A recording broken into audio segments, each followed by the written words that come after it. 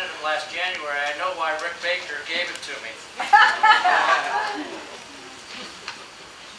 It is a conundrum to be a part of an association of 9 different municipalities, and I understand the issues that we have with our contract. But no time soon is that going to be open, because chances are we reopen that agreement, we may end up in a worse situation. So at this point, we have to work with Tampa Bay Water. The essence of this, which was imposed by Tallahassee, we have to make it work. And the doom and gloom, and as costly as it is, we have to make it.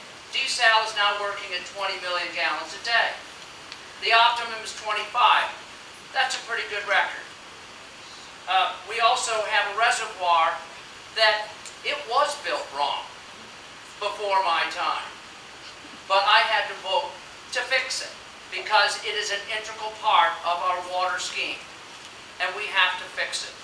Our litigation will pay for most of it. At least we're praying for that. But understand that at 90 gallons a day or less, that's what you as the citizens of St. Petersburg are using, which is by far and above better than any municipality. Pinellas County is at 120, 130 in Hillsborough. You are champions at saving water, and we do need to be rewarded for that. As your representative on Tampa Bay Water, I am fighting to make sure that as we go forward paying for our water system conservation, we need to ensure that other municipalities and governments share with us on that. So, water is a big issue, and in 3 minutes, 2 minutes, it's not enough time to deal with it. Thank you.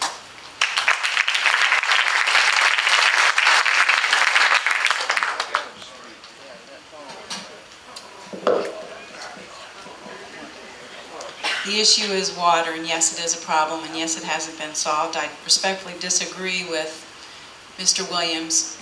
We were wasting entirely too much public money litigating the issue of water. As you all know, we have no groundwater in the city of St. Petersburg, and we haven't had any since, I think, 1925 when we pumped Mirror Lake out here dry. So consequently, we went over and bought some land in Hillsborough and Pasco County, stuck the straws in the ground and began pumping the water.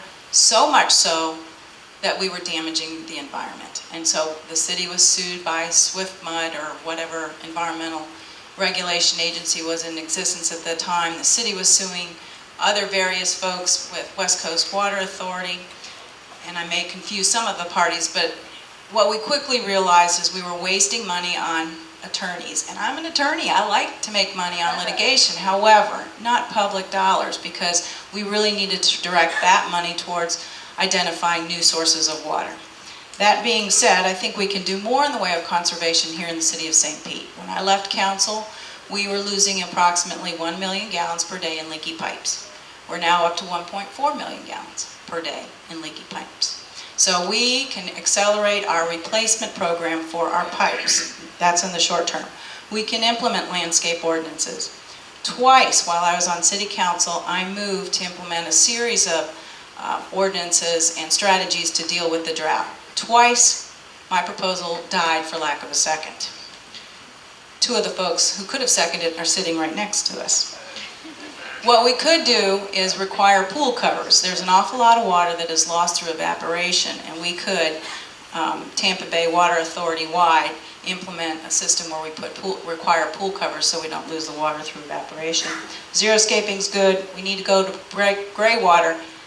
I am absolutely adamantly opposed to any toilet to tap initiatives. As a registered nurse, I have serious concerns about that, and I will fight that tooth and nail. It is inappropriate.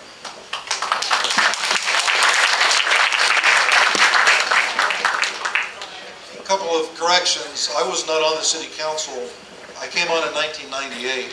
I was not on the city council when the agreement with Tampa Bay Water was signed, so I didn't have an opportunity to vote on that. You said 8 years ago. I was not on the council. And I think somebody needs to check the pipes. St. Petersburg, rain or shine, summer, winter, uses between 30 and 33 million gallons a day. We are good stewards. Mr. Bennett, I think you said 90 million. If we're up to 90, we need to check our pipes. 30 to 33, Gallons per day for citizens. okay, 30 to 33 million gallons a day. We are good stewards of the product that comes from Tampa Bay Water. We aren't the problem. The problem is a lack of leadership on Tampa Bay Water, and I constantly have the question, why are we continuing to develop here and there when we have this lack of this precious resource called water? And I say, look, I'm not going to look at any moratorium on building here. We're not the problem. The problem is Hillsborough County with this great land mass that they continue to create development and be the water hogs that they have been.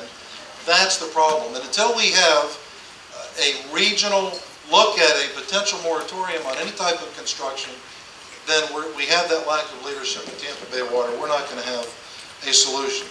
I think that we can increase, and I fought for this for years, we can increase our reclaimed water system so we can prevent or at least diminish the use of drinking water on our landscaping. We still, to this day, deep well inject millions of gallons a day. And I know that we're into this thing called aquifer storage and recovery. I think the technology is still being worked on, where we deep well inject and then we bring up the effluent and retreat it and put that in reclaimed water systems. But as long as we continue to deep well inject, we can continue to provide reclaimed water. Yes, during the summer months there might be some restriction on that, but I think we must expand the reclaimed water system to prevent the use of drinking water on your lawns. Thank you.